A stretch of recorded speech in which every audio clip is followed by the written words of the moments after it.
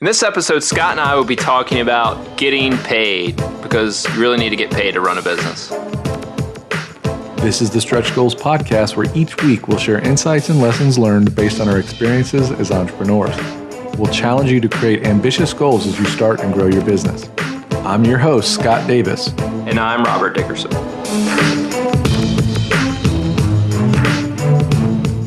We all want to get paid. You know, it's the point of running a business. We want to get paid from the people we're doing services with. We want to get paid if we have a SaaS. And so I think this episode, we're going to talk about how you do that, because not everyone pays on time, as you and I both know. Mm-hmm. So how do you keep your business running? You know, how do you deal with clients that pay late? How do you structure contracts? And I know this is something that you're really thinking about right now. Yeah, you know, and so full disclosure, I've got several months of unpaid invoices from multiple customers. And, you know, the big thing and the topic of this podcast today is how to protect yourself to make sure that you're getting paid. You still want to achieve the objectives of your customer, but at a certain point, there's a place where you have to say enough is enough, right? I've got one customer right now who's 4 months overdue. That's well beyond my normal tolerance level, but there's reasons why you may make adjustments, may make exceptions, right? So really today we just want to talk about, you know, how can you protect yourself? How can you ensure that the process goes smoothly to make it as easy as possible for your customers to pay you? Maybe that's a limiting factor. And then, you know, figure out how to make that whole process squeaky clean in the process.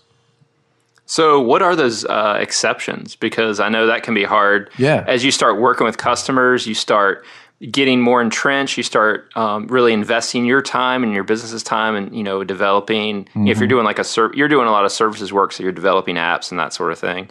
And so there's an expectation that you need this client, and you keep going, they don't pay. So, you know, how do you balance that? Yeah, no, and that's a great question. And for me, I guess, you know, some of the agreements that I get in involve a percentage of equity in a company. But then there's also other situations where I work with a lot of startups, so in doing so, they might be in a funding round. And when they're in a funding round, they might actually be locked on their runway and not have any cash to give, knowing full well that they've got these signatures that are pending, and then a windfall of cash will come falling onto their plate. So, you know, one of my customers who I've been working with for a year and a half, they're in that state right now. They were in that state last year. Funding ran out. They were waiting for the round to close. So cash flow wasn't there. So I understand that, but then you do get to a point, the holidays coming up, you know, I'm taking a little trip, you know, different things, you know, like my son went to the ER, you know, you've got bills that need to be paid. So you want to make sure that they're keeping the communication lines open. And basically I just went to him and said, hey, look, you know, I need to know what's going on, because contract's a contract, you know, you're technically in violation. I've been really flexible. I've been really understanding, and I want to know what's going to happen from here. I think it's important not to let it drag on, that you need to really nip it in the bud quickly. So if that first time the person's not paying you, you need to make it clear that that's not acceptable, or at least get them to communicate why they're not paying you, so you can, you know, renegotiate something if you have to, like you were saying. Because I think the percent equity, if you're not just getting paid outright, really puts you in a bind, in a hard place, because there's this opportunity for a larger payout if you keep holding on and keep doing things. But then, like you said, you're not getting paid during that time. Yeah, and equity is not a reason to not pay. A contract is a contract, right? A lot of people hold equity over your head, which is not right. But some of these projects that I'm working on are things that I believe in, and that I typically won't do equity arrangements just because of the nature of it. But when it's something I believe in and something I want to get behind, you know, in that scenario, I'm open to it. But again, you know, your customers need to be honest with you, and you need to be honest with them. And sometimes I let it slide. I don't say anything. I don't even charge a late fee sometimes, even though I'm technically supposed to, because I understand what it's like. But recently I've realized that taking that approach basically just paves the way for reoccurrence of that same scenario. So I read an article this week about, you know, how to handle customers and things like that aren't paying you on time, and how to, you know, move forward with it. And it opened my eyes up to just, you know, business is business, and I need to make some adjustments. So that's what I've been doing. This whole week has basically been, hey, you know, I'm working with a large customer, and in the sports industry and a name that we would all know, and he's not paying me. So he's in a spot that's put me in a position to say, hey, look, now you're getting late fees. And by the way, I'm picking up my fingers from the keyboard. I'm no longer doing work for you until this is solidified.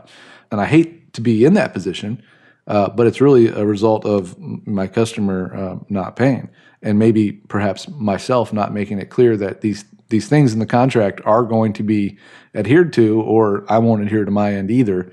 And at some point, I will pursue further action to get those payments. So that's kind of where I sit. But I think one thing too that you kind of talked about a little bit was that the person you're dealing with is not always the person paying the bills, right? Correct. So sometimes there can be a disconnect there that, there's some back office people that are paying the bills. I've dealt with that myself. Mm-hmm. And so a lot of times, like a lot of the invoices I'll send, I'll copy those people that are actually sending at paying the bills, because it just doesn't, the process within the company is unorganized. And so it never makes it to the right person to pay the bill, or maybe it's been paid, but it hasn't been mailed, or, right. It's not been signed yet. So there's all these different steps, especially dealing with large companies. Yeah, you're reducing points of friction, and that's really one of the important pieces to getting paid on time is get it to the people that need it. I have a new customer, and I said, hey, should I send the invoice to you? And they said, no, send it to myself and this person. So now I know I've got two people who I can refer to.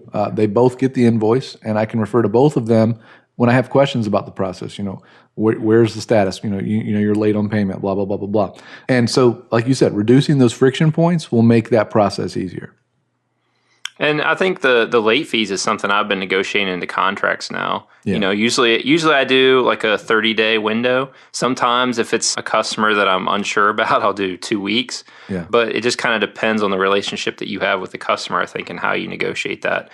And then what do those late fees look like? And then you talked a little bit too about, not committing code or not giving a deliverable, and that's another way that you can do it to kind of force mm-hmm. their hand to get them to pay. Because if you just keep doing work and you don't speak up, they're not going to know that there's an issue there. Right. The process continues, and the expectation is that it's okay. And yeah, so I've been toying around with maybe the concept of milestone deliverables for payment, and basically, an example of that would be you will deliver these 5 features by this date for this payment. Basically it just breaks the payment down into some more specific items.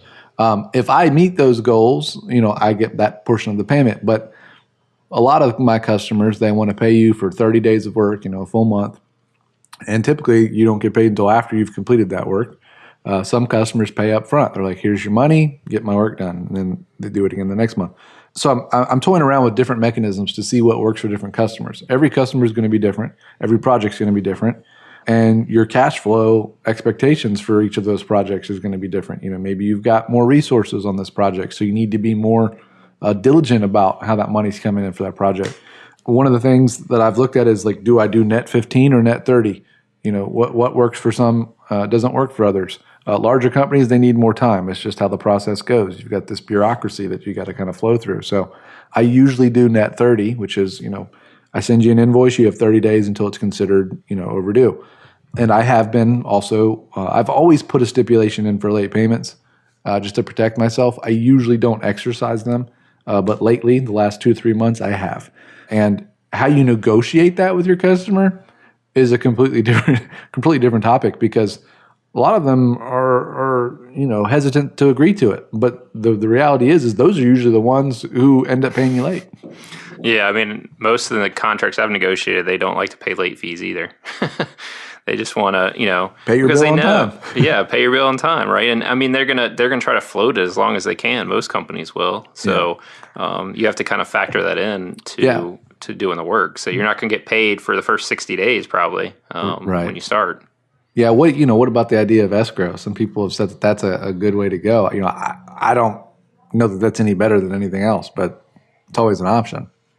I mean, the two ways that I've done it is I've done, if I'm doing a services work, consulting work, then they'll pay me basically by the hour. So it'll be the hours that I spent that month, and I'll bill them, and usually it'll be 30 days from that.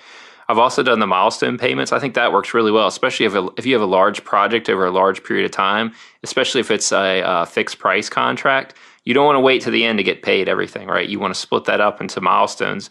And I think it helps both parties because it helps you get paid, but it helps them see progress on towards their end goal. And so they're not just, they're not throwing it over the wall to you and saying, okay, when you're done, you'll get paid. And I think another point I want to make to that, especially in software development, is that development never really ends, right? So even though you might get paid for a feature, there might be issues or enhancements. And so that's a whole nother thing to deal with as you deliver it. So if you're saying, okay, I want to deliver this milestone, there has to be clear communication of what success means when you deliver that, right? So that they're not just, oh, you need to do this and this and this, and it just keeps dragging out until you complete all these different things. And so your initial milestone might drag out even longer as you're continuing to fix things. Have you ever had a customer come to you and want to pay up front for like a duration of time? I haven't, no. I have, and it's actually kind of nice. They were like, yeah, can we just go ahead and pay you for the year? And I'm like, absolutely. But, when that happens, you've got a sense of obligation to, always make sure you're delivering what they expect on time because they've gone ahead and given you money for a period of time in the future. So, that mentality kind of changes. It's an interesting dynamic. And, the other piece is I find that sending invoices per hour, those customers tend to pay more on time than people who I'm billing on a monthly basis. Yeah, I think some of the, I've done contract work with the government. And so the way that works is you basically negotiate a contract up front of like a sum of money for the year, and then they just pay you as it's ongoing. So you know how much you're going to get, but it's just kind of paid out over time. And so, that works pretty well too. But it's still the collection part is the hard part. And I think also when you're collecting this money, it's figuring out your cash flow of your business as well, of how all these things go together. How are you going to pay your employees? How are you going to handle late fees, and how do you kind of work your way through that? What tools do you use to manage your cash flow and forecast it? Well, I think if we talk about just kind of billing, I actually use FreshBooks. I found that's a good way to manage time. So I get myself and other employees and contractors to put time into that. And then I use a lot of freelancers as well. So I use Upwork. And actually Upwork pays my freelancers on a weekly basis. So I have to balance, I'm paying these people out every week, but I'm getting a month's worth of money from the customer. And I actually do that manually through Excel. I just have an Excel spreadsheet that I kind of keep tabs. How about yourself? How do you manage that? I use a combination of QuickBooks and this app that I found a while back called Harpoon, harpoonapp.com. Basically, it's just a forecasting tool. It basically allows you to enter invoices, and you can kind of see like where you should be in terms of expected revenue and where you actually are. And just it's a quick little dashboard that shows you lots of things like overdue invoices and things like that. I try to get customers to do direct deposits as well instead of sending me checks. A lot of times that works a lot better, and then it's a lot faster. It does, and actually I have one customer right now that does that, and it's great. I just know it's going to show up regardless of what they've got going on. Yeah, and a lot of times they'll send, it'll be like email alerts when they paid it, and you can see that they've paid it, and so it won't take that much time to kind of go through the system and enter into your bank account. So let's change it up a little bit and talk about subscriptions and how that factors in, because I know with you're working on apps, you're building apps, and so you're getting paid through Apple, through Google, based on purchases of the apps through the App Store. And then we can also talk about, SaaS apps, so people getting paid through monthly subscription services if you're going that route. So there's other ways that you can get paid, not just through services, but also through selling your products. And so why don't we talk a little bit about that, about how you manage cash flow through the app stores? Is it, kind of consistent month by month for the apps that you've launched, or is it kind of all over the place based on the time of year? It varies on a lot of different factors. If your app is featured, you get these spikes. If you're getting tech write-ups, you're getting spikes in traffic, and then the correlation is obviously more traffic, more revenue. Subscription models are the safer one, where you've got, let's say you've got 1,000 customers who are paying 99 cents a month. They tend to forget that they've got that 99 cents going which is in your favor. But that's, something that's taken care of for you. You're not out trying to actively get new payments. So the recurring subscription model is a little bit better than just individual one-off purchases. But money's money. You want all that you can get. But Apple and Google, they each have their own sets of rules, so you got to pay attention to them. There's a limit. They're not going to send you a check for 99 cents. They're going to send you a check once you meet a certain threshold, similar to what AdSense and these other providers do. So there's all of those different things to factor in. When you're looking at your cash flow, make sure you understand what your thresholds are so that you can plan what your payouts are going to be. And you look at your analytics tools, you can gauge where your cash flows are from individual products, and you get a sense for when that money is going to be coming. Hopefully it's monthly, but if you're in a new app, it may not be. One thing that's important to note is that Apple, if you're doing in-app purchases and subscriptions, Apple changed their policies about a month and a half, maybe 2 months ago. Specifically, what I'm talking about is they used to do a 70-30 revenue split.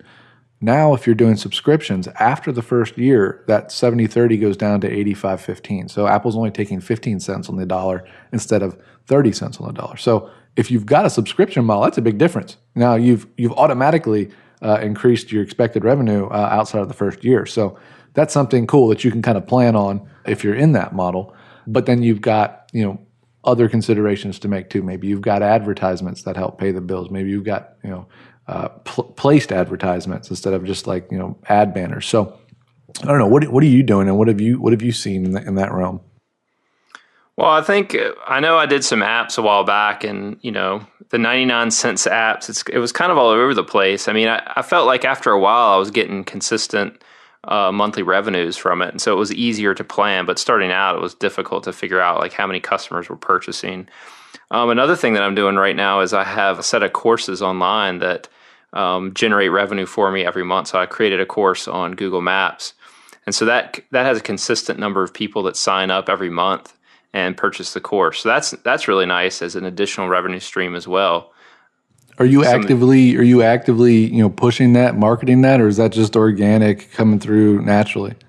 Well, I launched the course on SitePoint, and so they have a premium subscription where you sign up for a year, and they really handle all of that. And so my course is one of maybe a couple dozen courses on there that people can take, and they have other videos and things.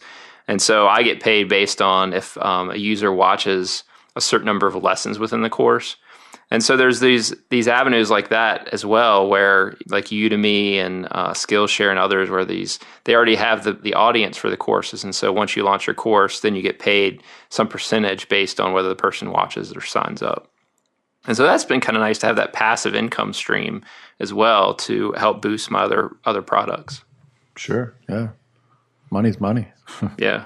I think too, another thing I wanted to point out was, as you're launching a product or even a service, you need to think about what sort of upfront capital you need to have to get yourself to kind of level things out and get yourself through the first couple months until you're starting to make money off of these things, so that you can pay the bills, you can pay the developers, these sorts of things. So I think you touched on it a little bit before, is trying to figure out, what your costs are going to be up front, and figure out, how can I have enough upfront capital for a couple months in order to get myself started, but then also as you get paid, to handle late fees and other things, so that you still have cash on hand to level out those dips and, continue growing your business through those times.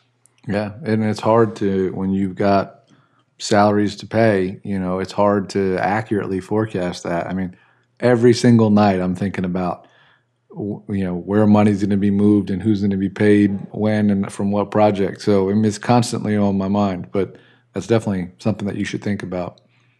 Yeah, I think the more projects you have going on, the harder it becomes as well. You have to deal with them all. Ideally everyone pays the same day, right, of the month. The first of the month, you got all your money in, everybody's paid, but it never happens. And then and when people are late, when customers are late, it creates this snowball effect. Now you're like, you're living paycheck to paycheck, so to speak, in order to pay your team, and that's not fun.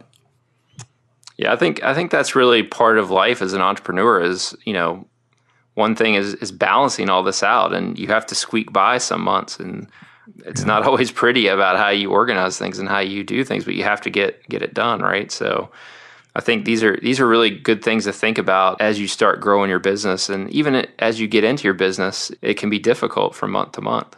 Yeah, you heard it here first. One of the main requirements for being an entrepreneur is partial insanity. Yes, you must get paid.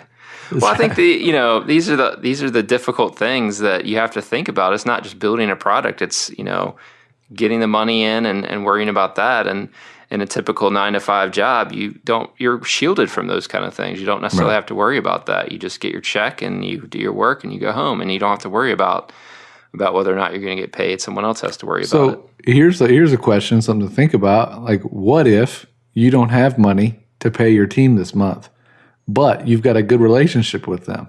And do you just tell them, hey, look, here's my books. Here's what's going on. These customers haven't paid.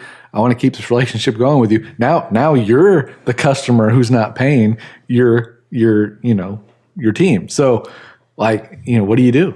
I think you have to be transparent, and I think it has to be transparent maybe even before you get to that point that there's an issue, right? I agree. You don't want to have someone doing a bunch of work and then you get to the end and say, "Oh, I can't pay you," right? So I think that needs to be transparent, and if you have a good working relationship, that person might be okay. If it's 1 month out of you guys have been working together for years, it might not be that big of a deal, right? They might say, "Okay, yeah, an extra couple of weeks isn't a big deal. Go ahead."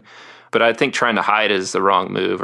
No, I actually got blindsided by a customer not too long ago who had been paying me for a while and had a great relationship, and they knew that their money was running out, but forgot to tell me.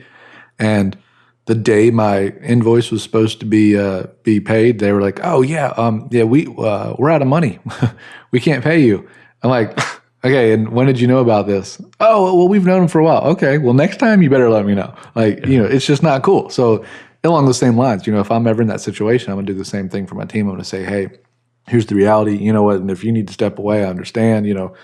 You will get paid for the work that you're due, but here's the reality." But definitely, you got to let your guys know ahead of time. Hopefully, you're never in that situation. But the reality of it is, if you've got customers who aren't paying, or you've got one big customer who's not paying, then you've got problems in terms of cash flow, and that's really where you need these tools to help you manage it. And if it were me, I would probably put some of my personal money in to make sure people are getting paid, and then reimburse myself later just to make sure things are okay. But you may not be in that situation. Yeah, I think transparency is really key, and also having the people invested, your team members invested in what you're trying to do, and understanding that what you're dealing with, right? And maybe they can help take some of the burden off of you. And I think it's okay to kind of let people ramp down sometimes too if you need them to do that. You just have to be transparent about what they need to do, and how long it's going to be, and that sort of thing.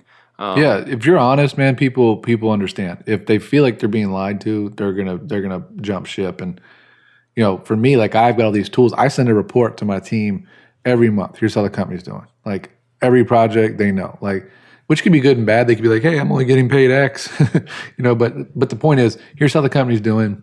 It's not like once a year you get to find out that your company's about to go, under. But at least every month I'm like, "Hey, here's how we did. Here's how the quarter looks. Here's how the year looks so far." And I think people appreciate that. They would rather have too much information than not enough information, and then they can make their decisions based on what they feel is best.